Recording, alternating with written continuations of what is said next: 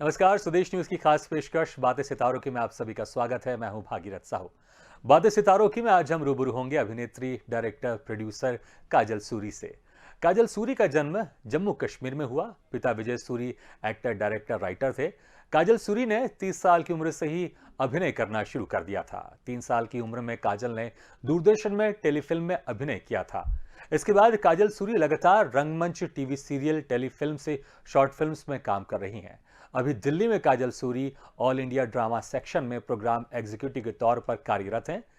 350 से ज्यादा सीरियल्स में काजल सूरी ने अभिनय किया है, तो वहीं 70 से ज्यादा सीरियल्स को दूरदर्शन कश्मीर के लिए डायरेक्ट किया है। काजल सूरी एक्टर, डायरेक्टर के अलावा एक बेहतरीन राइटर भी है।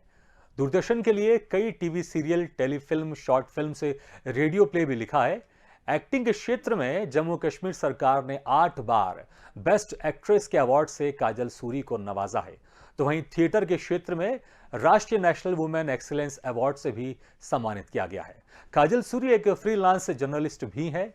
इनके लिखे लेख कई बड़े अखबारों और मैगजीन में भी पब्लिश हुए हैं। तो आज हम इनसे रूबरू होंगे और जानेंगे इनके कला के सफर के बारे में। इस वक्त हमारे साथ सीधे जुड़ गई हैं काजल सूरी जी। काजल सूरी जी, बहुत बहुत स्वागत है आपका स्वदेश न्यूज की खास पेशकश बातें सितारों की में। बहुत बहुत नमस्कार, शुक्रिया। बहुत बहुत नमस्कार। जी, काजल जी, 3 साल की उम्र में ही आपने अभिनय शुरू कर दिया था। हालांकि बहुत मुश्किल होगा आपके लिए कि 3 साल की उम्र में आपने क्या कैरेक्टर किया था उसको याद रखना, क्योंकि बहुत छोटी उम्र थी। लेकिन अगर आपको याद हो कि 3 साल की उम्र में वो पहला अभिनय कौन सा था आपका, तो हम जरूर जानना चाहेंगे। जी, बिल्कुल, बिल्कुल। मेरे मेरे जो मम्मी पापा हैं, बिल्कुल वो थिएटर से ही उनका जुड़ाव रहा है, थिएटर से जुड़े रहे हैं वो। तो मेरे पापा का एक टेलीफ़िल्म कर रहे थे दूरदर्शन श्रीनगर के लिए, हम्म। तो उसमें उनको एक बच्चे की ज़रूरत थी, 3 साल के बच्चे की ज़रूरत थी, डोगरी टेलीफ़िल्म थी वो। तो उन्होंने मुझे उस टेलीफ़िल्म के ज़रिए मेरी शुरुआत हुई और उसके बाद उसी नाटक को उन्होंने स्टेज पर किया। हम्म। तो इसी तरह 3 साल की उम्र में मेरी जो शुरुआत थी वो स्टेज पे भी हुई और टेलीविज़न पे भी हुई। और इसका क्रेडिट मैं पेरेंट्स को देती हूँ क्योंकि दोनों मीडिया से जुड़े रहे हैं। जी। और मेरे घर का एटमॉस्फेयर ही ऐसा ही रहा है कि हमारे घर में साहित्यिक चर्चाएं हुआ करती थी, स्क्रिप्ट रीडिंग हुआ करती थी, रिहर्सल्स हुआ करती थी। जो बड़े-बड़े जम्मू कश्मीर के जो बड़े-बड़े मीडिया कर्मी हैं हम्म। और जो दूरदर्शन से जुड़े हुए हैं, रंगमंच से जुड़े हैं, लेखन से जुड़े हैं, वो हमारे घर आया करते थे। तो एक बड़ा मीटिंग्स हुआ करती थी, हम्म। साहित्यिक चर्चाएं हुआ करती थी। उन सबका बहुत इम्पैक्ट रहा है मुझ पे। अच्छा, जब आप इतनी छोटी थी 3 साल की उम्र में, तो जब चीजें होती थी, सब लोग आ रहे हैं, कला के बारे में बात कर रहे हैं, एक्टिंग के बारे में बात कर रहे हैं, तो कुछ आपको समझ में आता होगा, या फिर आप अपनी मस्ती में आप जो आपको मन करता होगा वो स्टेज में आप करती होंगी? 3 साल का बच्चा क्या कर सकता है? बिल्कुल। तो बोलता भी नहीं है ढंग से, बट ये है कि आपकी जो शुरुआत होती है, कहते हैं ना कि स्टेज या मीडिया आपको या जो एक्टिंग है वो आपको अपनी तरफ खींचती है। हाँ। तो बस वो एक शुरुआत कह सकते हो, उसमें बोला क्या होगा आई डोंट नो। बट ये है कि उसके बाद तो मैंने बहुत काम किया हम्म। है। बचपन में बाल कलाकार के रूप में आकाशवाणी में काम किया, टेलीविज़न पे बहुत काम किया, थिएटर पे बहुत काम किया। तो हमारे घर में ऐसा जिस तरह से मैंने कहा कि ऐसा रहा है। मेरी मम्मी संस्कृत नाटक बहुत करती थी, संस्कृत नाटकों से जुड़ी हुई थी। तो हमारे घर में जब मैं 8th में पहुंची हूँ, जी। तो हमारे घर में वो संस्कृत नाटक रखे होते थे, मालविका, विक्रम और कालिदास के नाटक रखे होते थे हम्म। संस्कृत में। तो उनका हिंदी में ट्रांसलेशन भी होता था। तो 8th से ही मम्मी हमें कहती थी नहीं तुमको ये पढ़ना है, इसका ट्रांसलेशन पढ़ना है। और उसके बाद हम पहाड़ से हैं, जम्मू कश्मीर तो खैर पहाड़ ही है, तो वहाँ लाइट नहीं रहती है शाम को जी। कई बार। तो हम लोगों को जब लाइट नहीं होती थी, चूंकि मेरी नानी जो है वो सिंगर रही हैं, हम्म। पेंटर रही हैं, तो मम्मी भी सिंगर रही हैं, थिएटर से जुड़ी हैं। तो जब लाइट बंद हो जाती थी तो कॉलोनी के सब बच्चों को इकट्ठा किया जाता था अच्छा। और उनको कहा जाता था कि आप एनेक्ट करिए, आपको ये हाँ। अमर चित्र कथाओं में से करेक्टर दे रहे हैं, शकुंतला का कोई करेक्टर दे, आप उसको उनको एनेक्ट करें, कनेक्ट उनको एक्ट करें आप। तो वो सब कॉन्शियसली माइंड में चलता रहा। जी। काजल जी, संस्कृत नाटक बहुत ही कम देखने को मिलते हैं, और आपने कहा कि जब आप छोटे जी। थे आपके घर में और वहाँ पर संस्कृत नाटक भी किया जाता था। और मुझे भी याद है, जब मैं 7th क्लास में था, मुझे उस नाटक का नाम तो एग्जैक्टली याद नहीं, लेकिन शकुंतला के ऊपर वो नाटक था, उसमें मैं सारथी बना हुआ था और घोड़े की आवाज़ में मुंह से निकालता था। अभिज्ञान शकुंतला। जी बिल्कुल। तो बहुत साल हो गए, 20-25 साल हो गए उस समय को, लेकिन उसके आज भी संवाद मुझे कुछ याद है, क्योंकि संस्कृत नाटक के जो संवाद होते हैं वो बिल्कुल जबरदस्त होते हैं। तो आपको भी अगर कोई संस्कृत नाटक का संवाद याद हो तो हम एक दो लाइन सुनना चाहेंगे, क्योंकि बहुत कम देखने और सुनने को मिलता है मुझे संस्कृत नाटक। संस्कृत नाटक, मैंने मैंने आपको बोला कि मैंने 8th में वो नाटक पढ़े हैं, जी। संस्कृत में नहीं, हिंदी में पढ़े हैं। हिंदी जी। में उनका जो ट्रांसलेशन होता था वो पढ़े, हाँ। मैंने संस्कृत नाटक नहीं की। ओके।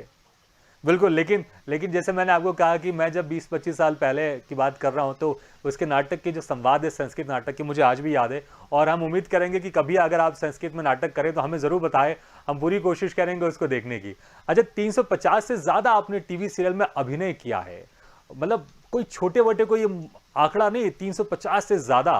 तो ज़रा इसको जर्नी के बारे में आप बताएं आप, क्योंकि 350 कैसे एक के बाद एक आप करते गए और 350 हो गए? मैंने जैसे आपको कहा कि 3 साल की उम्र में मेरी शुरुआत जी।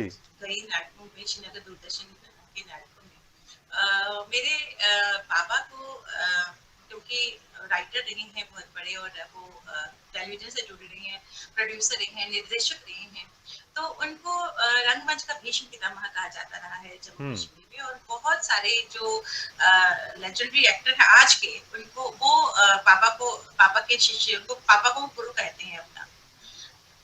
तो जब जब उन्होंने मुझे 3 साल की उम्र में जी। एंट्री करवाई स्टेज पे, हम्म। तो उसके बाद मैंने पीछे मुड़ के नहीं देखा। एक के बाद जहाँ बच्चे की जरूरत थी वहां मुझे लिया जाता था, चाहे वो लड़कों का करेक्टर हो, बाल कलाकार का करेक्टर लड़कों का हो। तो मैं हम्म। मेरी वो शुरुआत शुरू हो गई, और मैंने बहुत काम किया as a child artist Doordarshan में, जिस हम्म। तरह से मैंने कहा आकाशवाणी में भी। जी। उसके बाद जब मैं बड़ी हुई, और जब मैंने नाटक properly as a main lead शुरू किए, तो मेरा जो पहला नाटक था हम्म। दूरदर्शन का, वो मेरा सीरियल था एज अ मेन लीड। उस नाटक का नाम था एक मोड़ पर। 13 एपिसोड का सीरियल था और फीमेल ओरिएंटेड कहानी थी, हम्म। जिसमें मेरा मेन कैरेक्टर था। तो उसके बाद कई नाटक, कई सीरियल, कई टेलीफिल्म्स, कई डॉक्यूमेंट्रीज की, डॉक्यूड्रामास किए। तो वो चलता रहा चलता रहा चलता रहा। हम्म। दूरदर्शन तो चलता ही था, पैरेलल उसके साथ रंगमंच भी चलता रहा, जी। और उसके साथ आकाशवाणी भी चलता रहा, क्योंकि हम श्रीनगर में थे। तो हम्म। आकाशवाणी में बच्चों के प्रोग्राम से मेरी शुरुआत हुई। वहाँ एक बहुत ही फेमस प्रोग्राम हुआ करता था, वादी की आवाज। तो हम्म। जो लेजेंडरी लोग हैं श्रीनगर के, आकाशवाणी से जुड़े हुए, दूरदर्शन से जुड़े हैं, वो उस नाटक में, उस वादी की आवाज जो प्रोग्राम था उसमें हुआ करते थे। तो मैं भी एक बच्चे का करेक्टर उसमें किया करती थी। तो यहाँ मैं जरूर कहूंगी कि जो आकाशवाणी है वो आपका जो बोलने का तरीका है हम्म। वो सिखा देता है। यूनिवर्सिटी कहूंगी मैं, डिक्शन की अगर हम बात करते हैं तो वो सिखा देता है। तो इसी तरह मेरा जो चलता रहा, जो मेरा प्रोसेस था, जो मेरी यात्रा थी, वो दूरदर्शन, आकाशवाणी और रंगमंच पे साथ साथ चलती रही। हम्म। अच्छा, आपने जो 350 से ज़्यादा सीरियल्स किए, इसमें आपने तमाम तरह के किरदार निभाए होंगे। आपका सबसे पसंदीदा किरदार कौन सा है जो आपको, आपके दिल को छूता है? मैंने बहुत सारे सीरियल्स किए, पापा के साथ बहुत काम किया। हम्म। यहाँ मैं ये जरूर कहना चाहूंगी, जो मेरा लास्ट आखिरी सीरियल था श्रीनगर दूरदर्शन के लिए, मैंने आकाशवाणी ज्वाइन करने से पहले वो सीरियल किया था। हम्म। उसके बाद मैं आकाशवाणी ज्वाइन किया, तब उसके बाद मैंने सीरियल्स नहीं किए। तो मेरा जो आखिरी सीरियल था वो मुझे इसलिए मेरा बहुत दिल के करीब था। हम चंबा में शूट कर रहे थे, और सीरियल का नाम था लालाजू एंड सन्स। हम्म। तो उस सीरियल में, उस सीरियल के दौरान जो मैंने इंटरव्यू दिया था, जो मैंने एग्जाम दिया था आकाशवाणी के लिए, उसका मुझे लेटर आया था कि मैंने वो एग्जाम क्वालिफाई कर लिया, और अब मैं आकाशवाणी की जो भी फॉर्मेलिटीज होती है उसके बाद वो करना था, और मैंने आकाशवाणी क्लियर कर लिया था कि मैं आकाशवाणी में अब आ गई हूँ। तो वो मेरा आखिरी सीरियल था, और चंबा में शूट था, और उसमें मेरा कैरेक्टर बहुत इंपॉर्टेंट था, और उसमें मेरे पापा मेरे साथ थे। इसलिए लालजू एंड सन्स मेरे दिल के बहुत करीब रहेगा। मेरा आखिरी सीरियल था, और वो सीरियल था कि जी। जिसको करते हुए मेरे पास लेटर आया कि मुझे आकाशवाणी में जॉब मिल गया। मतलब ये कह सकते हैं वो सीरियल आपके लिए बहुत लकी था आपके लिए। जी। बिल्कुल, हाँ, अच्छा बिल्कुल। जी, काजल जी, आप सिर्फ एक्टर नहीं हैं, आप डायरेक्टर भी हैं। 65 से ज़्यादा आपने टीवी सीरियल को डायरेक्ट किया है। तो एक्टर से डायरेक्ट बनने का आपने कब सोचा, कि कब आपको लगा कि अब बहुत हो गई एक्टिंग, अब मुझे डायरेक्शन में भी आना चाहिए? ये तो जब इतना काम किया, जब दूरदर्शन के लिए जब बहुत काम किया, तो कहीं ना कहीं ये रहता है कि अब बहुत हो गए पर्दे के पीछे, हम्म। सामने, अब पर्दे के पीछे रह के जो और ज्यादा चैलेंजिंग काम है वो किया जाए। क्योंकि जब हम एक्ट करते हैं तब हम सिर्फ एक्ट करते हैं। हम्म। तो बाकी जो डिपार्टमेंट्स में है, डिपार्टमेंट जो होते हैं जो किसी प्रोडक्शन के, उनसे हमारा इतना सरोकार नहीं होता। हम अपना काम करते हैं, अपना एक्ट करते हैं और चले जाते हैं। लेकिन ऐसे डायरेक्टर बहुत ज्यादा रेस्पॉन्सिबिलिटीज बढ़ जाती है। तो मैं उस रेस्पॉन्सिबिलिटीज को एक्सप्लोर करना चाहती थी, मैं चीजों को देखना चाहती थी, उन चैलेंजेस को लेना चाहती थी। तो इसलिए जो मेरा पहला सीरियल था जो मैंने दूरदर्शन के लिए किया था वो था मेरी जंग। वो भी फीमेल ओरिएंटेड था। वो 6 एपिसोड का एक सीरियल था जिसको मैंने डायरेक्ट किया था। उसके बाद धीरे धीरे धीरे ये यात्रा भी शुरू हो गई। जी, तो जब आप ये पहला सीरियल आप डायरेक्ट कर रहे थे उस वक्त किस तरह के चैलेंज आपके सामने थे, और क्या कभी इस दौरान कभी लगा आपको कि एज एन एक्टर ही काम करना ज्यादा अच्छा था, डायरेक्शन में बहुत माथापच्ची करनी पड़ती है? मैं अपने आप को बहुत लकी मानूंगी कि मेरे साथ मेरे पापा, जिस तरह से मैंने आपको कहा कि जम्मू में बहुत आज के दौर में बहुत ऐसे लेजेंडरी लोग हैं मीडिया में जो मेरे पापा को अपना गुरु मानते हैं। तो मेरे पापा भी, मैं उनको भी अपना गुरु मानती हूँ। मेरे पापा साथ साथ मेरे साथ थे, और जो मैंने सीरियल किया था जंग, उसमें वो एज एन एक्टर काम कर रहे थे। He was there to guide me. तो मुझे नहीं लगता, और मुझे चैलेंजेस लेना बहुत अच्छा लगता है। अगर मैं कोई चैलेंज, मुझे आसान काम करना बिल्कुल वो नहीं लगता। जब तक चैलेंजेस सामने ना हो काम करने का मजा ही नहीं आता।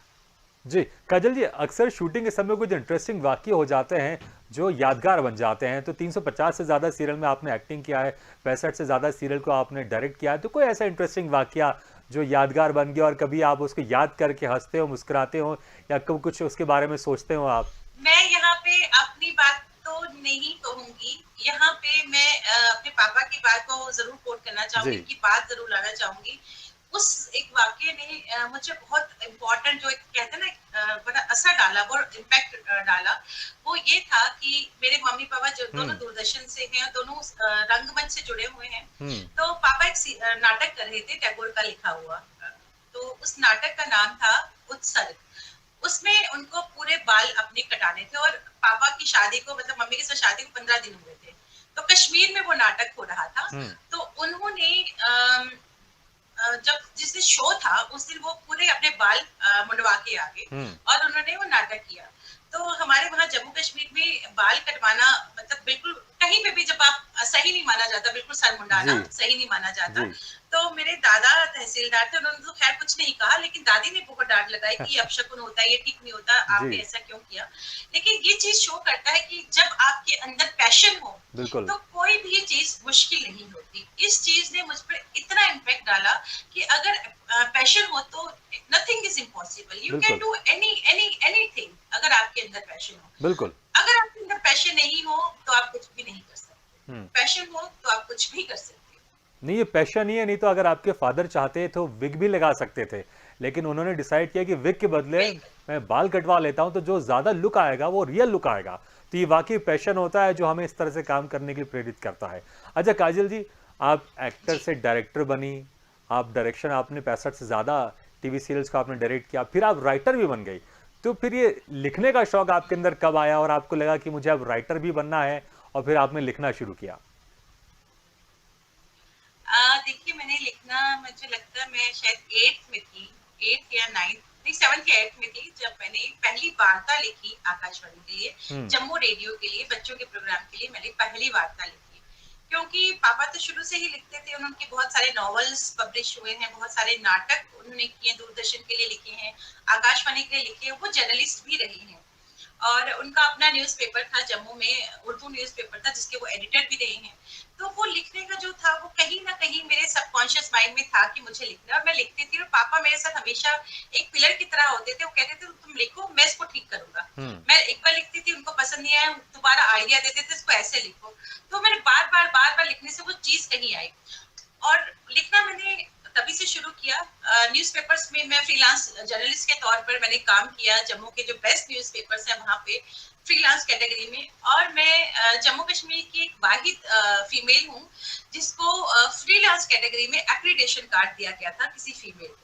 उससे पहले किसी भी फीमेल को फ्रीलांस कैटेगरी में एक्रीडेशन कार्ड नहीं मिला था। तो मेरा जर्नलिज्म का सफर भी ऐसे साथ से चलता रहा, क्योंकि लिखने का जो कीड़ा है वो था मेरे अंदर कि मैं लिखती हूँ। और मुझे फिर मेरी जो आर्टिकल्स थे उनको देखकर मुझे यंग जर्नलिस्ट का अवार्ड भी मिला, जर्नलिज्म एसोसिएशन की तरफ से, जेएनके की। तो मैंने कभी सोचा नहीं कि मैं अपनी किताबें पब्लिश कर रहा हूँ, कभी नहीं सोचा। मैंने बहुत सारे नाटक लिखे, मैंने बहुत सारी कविताएं हिंदी और इंग्लिश में लिखी, कहानियां लिखी, डेवलॉग लिखा, लेकिन कभी नहीं सोचा कि मैं इनको पब्लिश काजल जी, आपकी जो, तो बस ये लॉकडाउन जब हुआ जी, कविता संग्रह जो ख्वाबों की चांदनी आपकी पहली बुक है। जी जी, जी। एज एज ए राइटर के तौर पर ये पब्लिश हुई ये है। लॉकडाउन में जो पहला लॉकडाउन। जी जी जी, जी काजल जी, आप आप कुछ जी पूछ रहे थे? नहीं, मैं ये कह रहा था आपकी जो पहली बुक है ये ख्वाबों की चांदनी, इसके बारे में आप कुछ बता रहे थे कि लॉकडाउन की बात कर रहे थे आप। जी, मैं ये कह रही थी कि मैंने कभी सोचा नहीं कि मैं अपनी किताबें पब्लिश कराऊँगी। तो हमारे जो हिंदी के बहुत जाने-माने साहित्यकार हैं, उनमें डॉक्टर प्रताप सहगल का एक बहुत बड़ा नाम है और भी हमारे बहुत बड़े-बड़े लोग हैं। जया जी हैं, हिंदी साहित्य के जो साहित्यकार हैं हम्म। जाने-माने, उन्होंने सबने मुझे कहा कि तुम्हें अपनी किताबें पब्लिश करवानी चाहिए, नाटक पब्लिश करवाने चाहिए। किताबें चीज़ें हैं वो अपने तक नहीं रखो, वो आगे भी बाँटो। उससे पहले मुझे लगता था कि मेरी बहुत पर्सनल चीज़ हम्म। बहुत कॉमन हो जाएगी, सब उसे देखेंगे। तो फिर जब सबने मुझे इंस्पायर किया कि तुम अपनी किताबें पब्लिश कराओ, तो मेरी ख्वाबों की जो चाँदनी है, मेरा पहला कविता संग्रह है, जिसमें हम्म। सिर्फ कश्मीर है, वो है।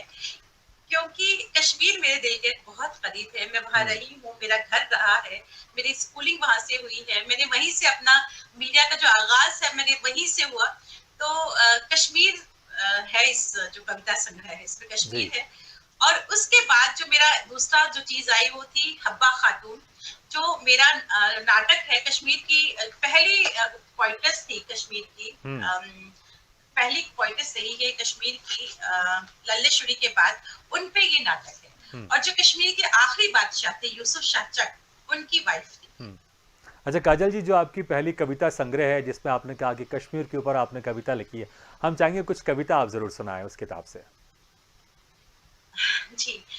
मैंने जो कविताएं लिखी हैं, मैं उनको हमेशा कहती हूँ कि ये कविताएं नहीं है, ये मेरे एहसास हैं जिनको हम्म। मैंने शब्दों के माध्यम से कागज पर उकेरा है। तो जो हम कश्मीर में रहे, जो हम कश्मीर में मैं स्कूल जाती रही हूँ, जो कश्मीर मेरी रूह में है, उस पे मैंने बहुत सारी कविताएं हैं इस संग्रह में। उसमें से एक कविता बहुत मेरे दिल के करीब है, चाहतों का सफर। हम्म। वो मैं सुनाना चाहूंगी। जी। जेहलम पर बने 7 पुलों के नीचे, वादी में डोंगे में बैठकर फिर से गुजरने को जी चाहता है। बावला मन देखता है कई ख्वाब, कभी चाहता है चार चिनार की छांव तले बैठना,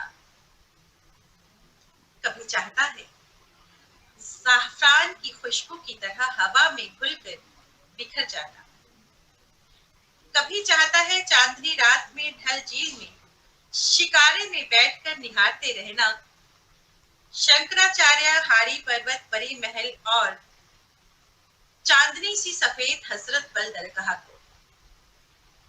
यही तो है हमारी कश्मीरियत, गंगा जमनी तहजीब है, दस्ती दुआ यहाँ की हवा का झोंका। यही तो चाहता है मन, यही तो है मेरी चाहतों का सफर। बहुत खूब, ऐसा लग रहा था कि हम जैसे कि हमको पता है कि आप रेडियो में जो ड्रामा सेक्शन है उसमें प्रोग्राम एग्जीक्यूटिव हैं, हमको ऐसा लग रहा था कि हम रेडियो में सुन रहे हैं। जिस तरह से आप खूबसूरत आपकी आवाज़ है, तो बड़ा मधुर लग रहा था जब आप बहुत कविता, शुक्रिया। जी जी, जब आप बहुत कविता पढ़ रही शुक्रिया। थी, बहुत खूबसूरत लग रहा था। अच्छा, कश्मीर की आपने बात की तो कश्मीर में बहुत सारे फोक गीत भी हैं और आप शौक के तौर पर आप गाती भी हैं। तो अगर उसमें कुछ आप सुना दें तो बड़ा अच्छा लगेगा, क्योंकि आपकी आवाज़ बहुत प्यारी और बहुत मधुर है। बहुत शुक्रिया। मैं एक डोगरी फोक सॉन्ग है, जी वो सुनाना चाहूंगी आपको। जम्मू का टिपिकल डोगरी फोक है, दो जी। तीन लाइनें मैं आपको उसके सुनाना चाहूंगी।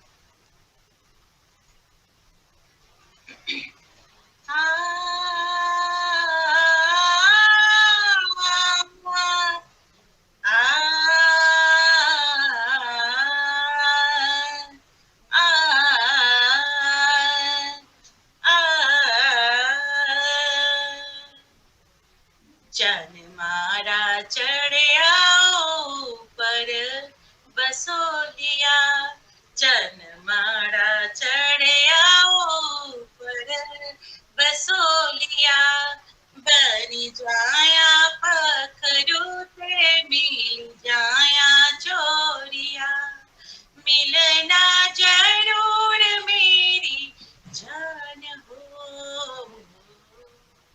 बड़ा गे बसोलिया,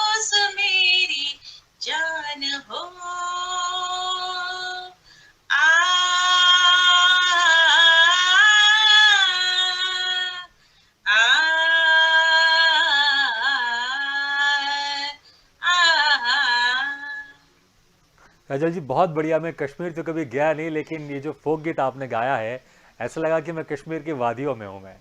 बहुत खूबसूरत गाया आपने, बहुत खूबसूरत। अच्छा काजल जी, जैसा कि मैंने पहले कहा कि आप ऑल इंडिया रेडियो में दिल्ली में जो रेडियो ड्रामा सेक्शन है उसमें प्रोग्राम एग्जीक्यूटिव हैं आप।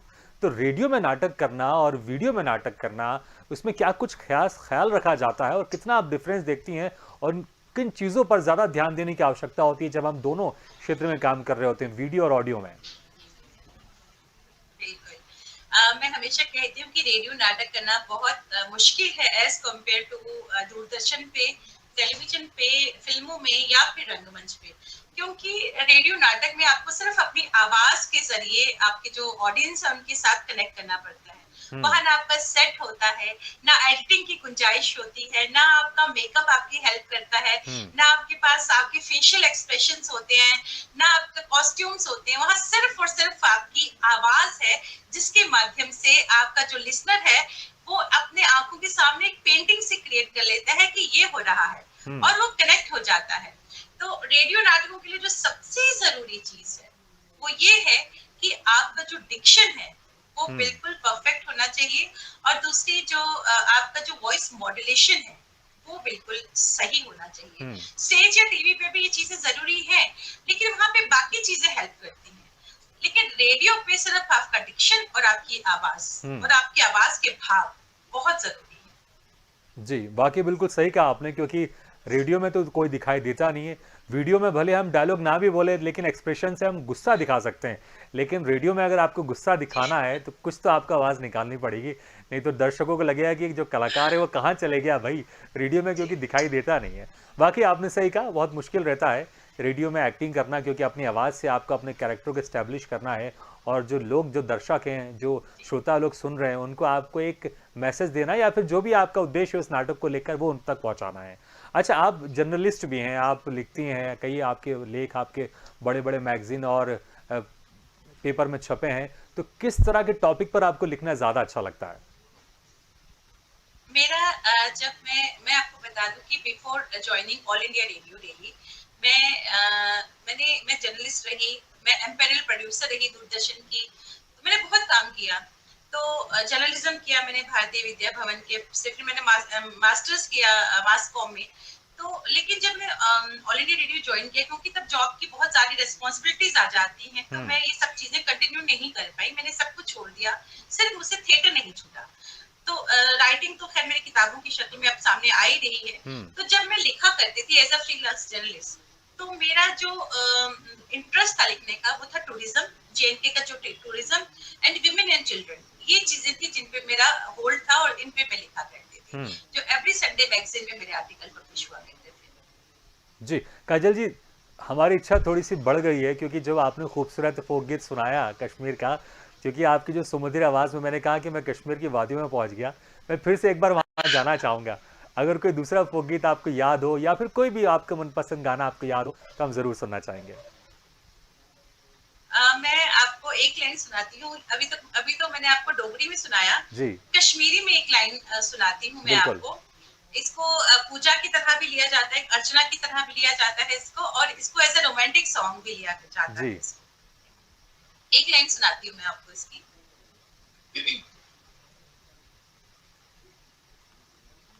हर मुख बरतल राड़े मदनो ईदाप हमती लागयो, हर मुख बरतल राड़े मदनो ईदाप हमती लागयो, हर मुख बरतल।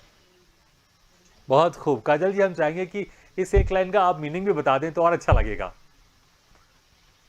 ये है कि शिव जी के लिए प्रार्थना कर रहे हैं कि हाँ, हम आपको पूजा अर्चना करने के लिए आए हैं, और आप आपको फूल चढ़ा रहे हैं। जो पहाड़ है जहाँ पे हरमुख, जहाँ पे शिव जी का वास है, जी। वहां पे हम आपकी पूजा अर्चना कर रहे हैं। ये तो अर्चना के पॉइंट ऑफ व्यू से, हम्म। तो उसको रोमांटिक से तरीके से भी गाया जाता है कई बार कि वो हाथ में फूल लिए, मैं जो भी है आपका बिलव्ड है, मैं उसका इंतजार कर रही हूँ। जी, बहुत बढ़िया। काजल जी, कोई आपका ड्रीम वर्क जो आप एज ए एक्टर के तौर पर करना चाहती हैं, या निर्देशक के तौर पर करना चाहती हैं, राइटर के तौर पर करना चाहती, कोई आपका ड्रीम वर्क? बहुत कुछ है करने के लिए। कोई एक ड्रीम एक वर्क बहुत तो मैं क्या इंपॉर्टेंट जो कहूँ, अभी आपको तो कुछ लगता है। किया ही नहीं है। जी। अभी से मैं क्या बोलूँ, अभी तो बहुत कुछ करना है, हाँ, बहुत कुछ करना है अभी तो। तो आपकी जो लिस्ट है ख्वाहिशों की बहुत बहुत कुछ लंबी लिखना है। है। एक ख्वाहिश हमें हमें भी बता दीजिए आप। बकेट लिस्ट बहुत बड़ी है। जी, तो उस बकेट लिस्ट में से एक आप मग के ज़रिए हमें बता दीजिए, कोई कोई एक विश आपकी, जो आप करना चाहते हैं। थिएटर मेरा ऑक्सीजन है, अब थिएटर रंगमंच में बहुत कुछ करना चाहती हूँ। हुँ, मेरा ड्रीम है कि कभी शायद मैं राडा में शो कर सकूं। राडा में शो करना मेरा ड्रीम है। आई डोंट नो क्या होता है। हुँ। चलिए काजल जी, बहुत-बहुत शुक्रिया, आपने समय निकाल कर हमसे बातचीत किया। बहुत-बहुत शुक्रिया आपका। बहुत बहुत शुक्रिया, थैंक यू, थैंक यू। तो बातें सितारों की में आज हम रूबरू हुए अभिनेत्री, निर्देशिका, राइटर काजल सूरी से। अगली बार हम फिर किसी शख्सियत से मुलाकात करेंगे, तब तक के लिए दीजिए इजाज़त। लेकिन खबरों का सिलसिला लगातार जारी, आप देखते रहिए स्वदेश न्यूज़।